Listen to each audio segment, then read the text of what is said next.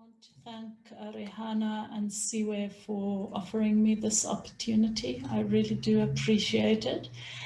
And I also think that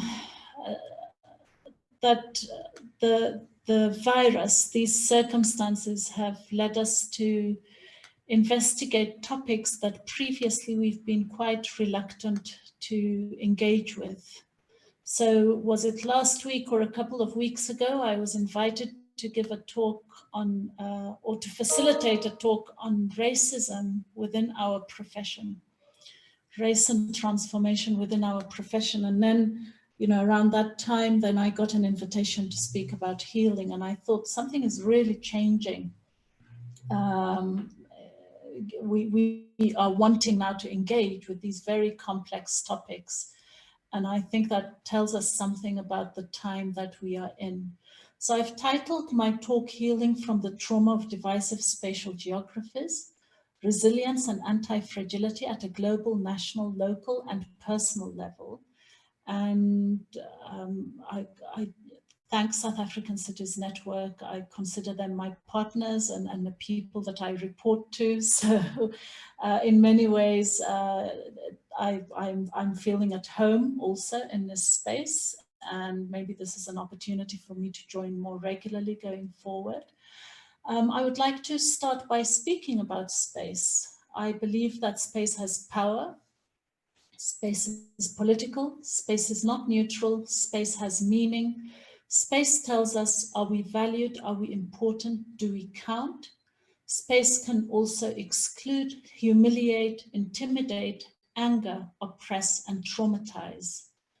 It's not just the poor, but whole societies, and I'm quoting here, it's not just the poor, but whole societies from top to bottom that are adversely affected by inequality. And because our spatial conditions are so divided, they are so traumatic, and we wrongly think that they disadvantage certain segments of society, but I really want to emphasize that they disadvantage all of us. One quote that I often use, and I don't know the author of this quote, is create inhumane environments and people will respond likewise. And I believe our environments are inhumane. They are divided and fragmented. The apartheid structures perpetuate. We exist in the same cities, but our paths almost never cross. Apartheid planning was so powerful and efficient, and that's why it's so persistent. For those who spend hours on transport getting to job opportunities, for children that are left unattended at home, for those that walk in the early hours of the morning through the gaps in the city fabric, the industrial areas, and across the busy highways, their roots are never acknowledged, surfaced, serviced, or celebrated. For those who go that route to get to their menial jobs and then follow the same route back at dusk, for those people, apartheid perpetuates. For others who observe this daily migration from the comfort and safety of their cars, COVID-19 has further exposed our levels of privilege and disadvantage. Apparently, some of us lost their jobs and businesses, while others have thrived. These spatial divides no doubt wound deeply. Dewar and Uitenbogart said many years ago that successful urban contexts work for both the rich and the poor. So many years into democracy, we have not managed to come up with as powerful a vision to heal these divides. And I actually want to add a note here, which is not in my notes, that it was the built environment professionals that made those cities. It is the built environment professionals that have to unmake those decisions. We haven't even started to do so. With COVID, suddenly the concept of home was brought to the fore powerfully. We were told to stay at home or shelter at home. Room to access the shared community toilets and collect water from the communal tap. What is home? And for us in the diaspora, with elderly parents having been left behind in our home countries and unreliable travel conditions, where is home? Existing in the most divided city in the world, Large populations or large proportions of populations simply cannot follow the requirements for reducing the chances for infection through isolation and frequent hand washing. In other places such as Karachi, it is estimated that an 8-person household would need an extra 2.8 cubic meters of water for hand washing, and that would cost around $7.5 per month. Excessive in a country where the average income is $112 per month. In our own South Africa, the poorest households average five members and a monthly income of $136. Much of this income would be lost to the lockdown. And the same authors I'm getting this information from tell us that the wealthier segments of the South African population have on average 2 people at home with a monthly income of about $1,993. The shutdown means that these wealthier households will continue to earn an income and many will save money during this time. Oppression can happen through spatial configurations, and that can lead to mental illness. Fanon says mental illness is a real experience, influenced by both society and culture, and it is linked to madness due to the stubborn contradictions of colonial and post-colonial societies. Fanon also says that mental illness relates to the relationship between the individual and social structure, when the social structure is oppressive and is exacerbated by an inability to engage in the vernacular. Being unable to use our own languages reduces our agency, as Fanon believes that being understood through our home language is crucial to mental well-being. Fanon also says that the body plays a pivotal role in the expression and structuring of the mind, and he believes that the impact of the environment or context must be used to understand mental health conditions and psychology. In South African cities, and here I'm quoting from another author, anxiety is ever present. It does not depend on particular triggers. It is easily spread and shared, passed around on the wind, like a rumor, like a virus, unquote. Yet I do believe that space can heal, space can offer opportunities, space can improve our mental well-being, space can inspire, space can allow us access, space can invite us in and embrace our diversity, space can help us reconcile and negotiate. We can aim to have healthy buildings, neighborhoods, and cities, and we can aim to enhance health through both design and spatial experiences. When one considers the role architecture has in healing and in facilitating the non-medical requirements needed for addressing the COVID-19 virus, and the need in creating spaces that can heal a user's psychology, the idea of architects as first responders doesn't seem far-fetched. In this talk, I'm aiming to apply the lens of human well-being by looking at urban citizenship and the city as being primarily its people. I am quoting again here, in order to properly understand city life, we need to account for its emotional landscapes. We must ask what it means to be anxious, what it means to be an anxious modern citizen, subject to the same epistemological insecurities as people elsewhere, in a location that is often represented as inherently unstable. So as we embark on these conversations on healing, the healing of people from the trauma of spatial divisions, economic divisions, social divisions, racial divisions, and yes, the pandemic ultimately will lead us to conversations around coloniality, apartheid, and divisive geographies. And this dialogue will lead us to look at mental health, crime, and abuse. It's a dialogue that will lead to conversations around the digital divide and education, issues around access, denial, protest, and anger that we are currently seeing in our universities. This dialogue will lead us to consider the economic shocks at a personal, local, and global level. And it also forces us to interrogate the interface between our personal and professional lives. How much of ourselves do we bring? And Rehana will know that this is something that I've struggled with in the preparation for this talk. How much of myself do I bring to this healing space? And I'm guessing that for a lot of us professionals, that is something that often comes to mind. And how much are we affected by hiding our true selves? The pandemic destroyed many of the barriers that we erected previously. Our work environment is now in our homes, where colleagues are invited daily. Our workspace now has to be negotiated within the home. Our work relationships have sometimes transformed, as we have found that we need to be friends to colleagues and counselors to our students, perhaps roles that we were ill-equipped for. And our home relationships have transformed, sometimes bringing a different set of challenges we never had to contend with before. Yet we are still expected to be as productive, sometimes more productive than we were pre-COVID. I reflected at the beginning of lockdown that we need to learn to be still in the time of COVID-19.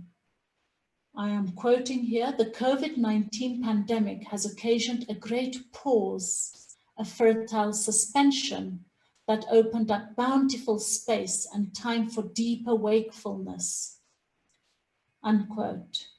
Even before the virus, people started to quietly rebel against our lifestyles. In a book called How to Do Nothing, the author made the case for retreat or refusal as an act of resistance to capitalist productivity and commodified attention.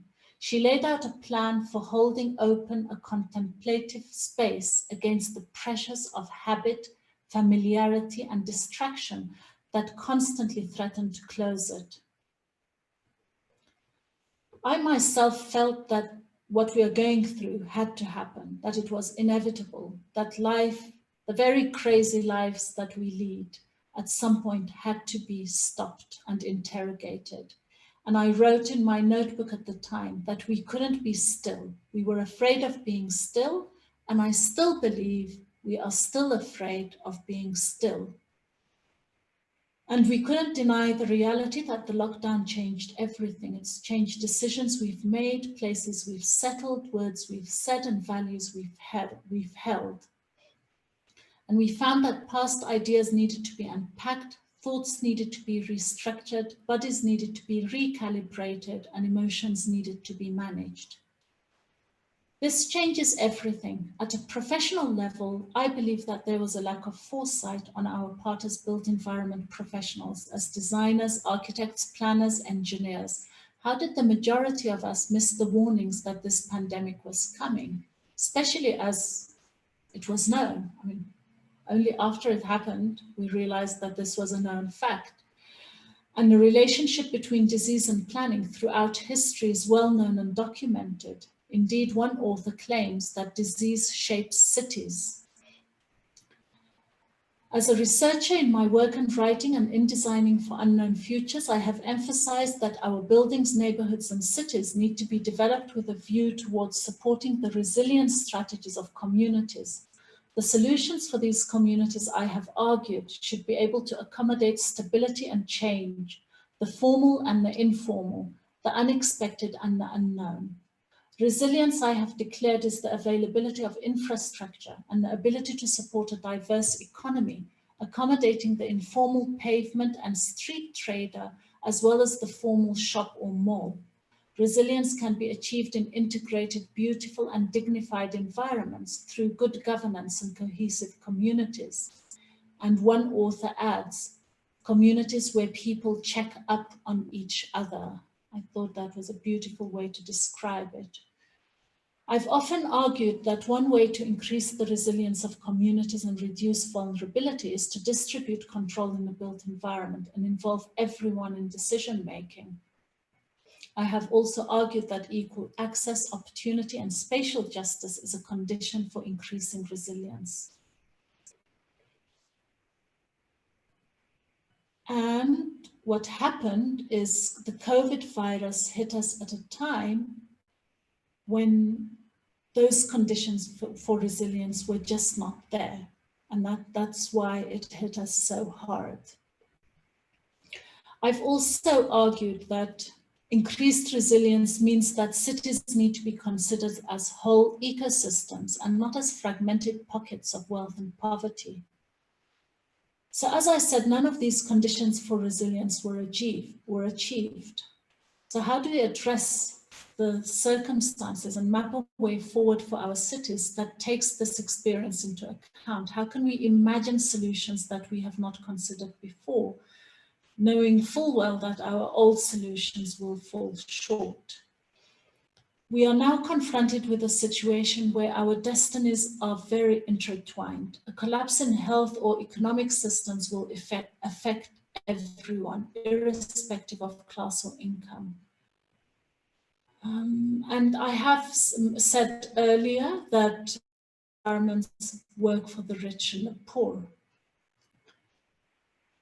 And how can this crisis now be that so the conditions for resilience were not there, but anti-fragility means that we don't just go back to what we were, the resilience to kind of pick ourselves up and go to what we were, but looking at this through an anti-fragility lens where we actually come out stronger and different from the situation that we're in. This dilemma that the pandemic seems to be perceived by some people as being anti-density, and yet small businesses to thrive need higher density. And we know the issues around densities in our cities and how many of us, I think, have been activists for higher density cities for years.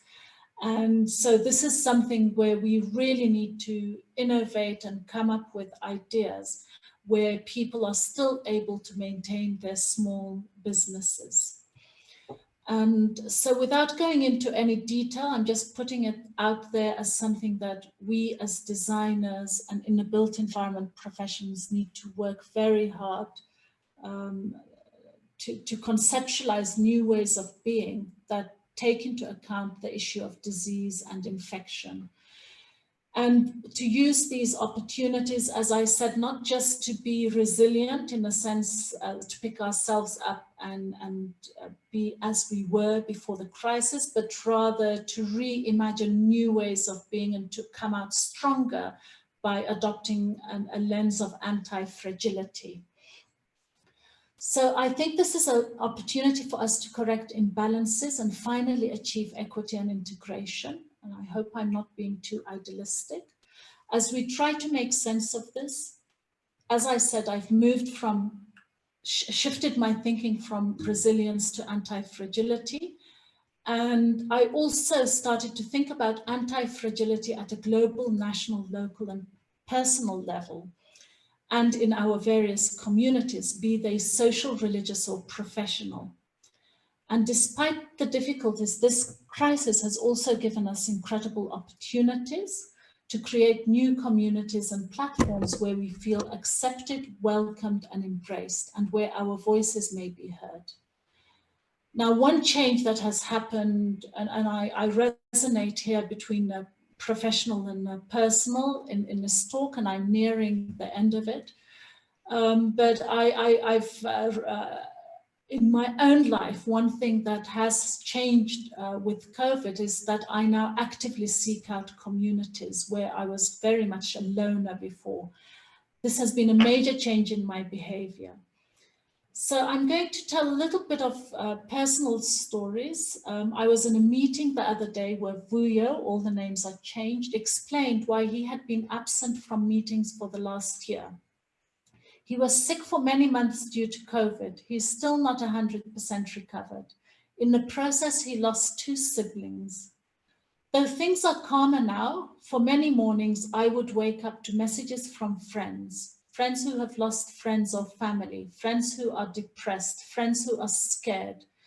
I receive last messages sent, screenshots of last conversations, shared histories, photographs in happier times of those in hospitals or those who have passed on.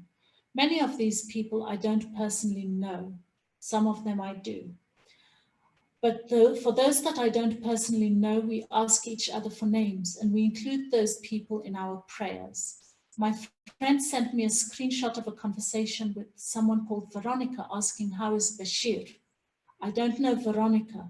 Who is Veronica? But Bashir is my husband. Through our shared friend, Veronica and a whole network of people were praying for Bashir's recovery without our knowledge. I now keep Veronica, Selma, Judy in my prayers. I have never met any of them. But sometimes our shared friends sends me photographs, so I feel I know them and I care deeply, as I know they care for me. This is one way which we have used to maintain our sanity in our isolation, to expand our communities and share our experiences. A friend sent me a book one morning titled The Powerful Prayer of a Stranger, which I saw after I wrote this text, and I thought this is very serendipitous. And through all of this, other life struggles have not given us a break, problematic relationships, toxic work environments, illnesses needing treatment, life goes on, minus the social support and constant presence of family and friends, which we would have had under normal pre-COVID circumstances. Many years ago, I made a promise to my nephews and nieces, if you ever need me, I will come, wherever you are in the world. I said to one of them who was hospitalized for a serious illness, I'm sorry, I can't come. I feel like I'm breaking my promise. Our phone conversation ended with the young one counseling the auntie. These circumstances are causing us to reflect deeply, to reflect on our values, what matters, to look at the interface between our personal and professional lives. And yet it alarms me that there are people who want life to go on as normal, and there are some that are even harder towards themselves and towards others. And going back to this perceived normal, I think is highly problematic, be it in our personal lives or professional lives, or even when I look at our city structures. Trying to maintain this normal is a crisis. It's a missed opportunity in this crisis.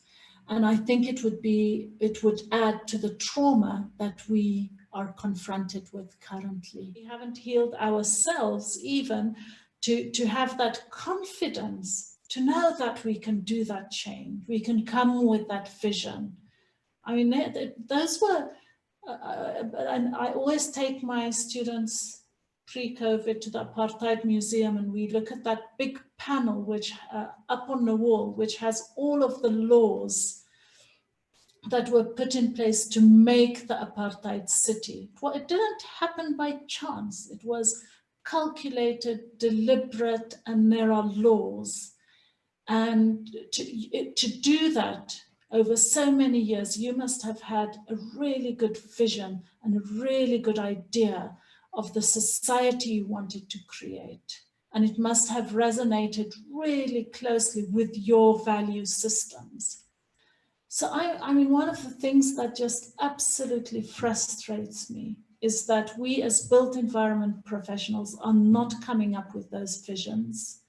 We're not bold enough. Maybe we've been told or conditioned to not believe that we can have as bold a vision and go out there and implement it and have our vision be heard.